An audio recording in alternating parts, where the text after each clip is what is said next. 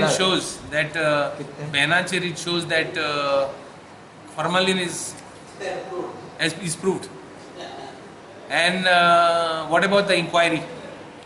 Are the guilty not going to be punished, or is it just going to be a masterstroke like any other masterstroke of Manohar Bab Parrikar?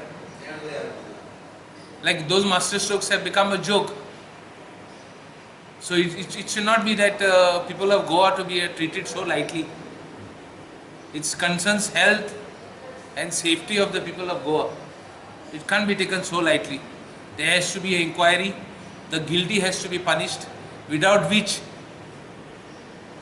the government has no right to and actually the delayed action has to be explained in the assembly. And I am telling you, tomorrow his answer will be, he's got a whip for what we are going to do, and the answer will be that I have already banned. I have already banned. So why you want to say that is his answer? I am telling you first only, that is not the answer we want.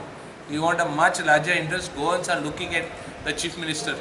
It's not that we are criticizing him as a constructive opposition in the interest of each and every Goan. He has to give a very valid answer. This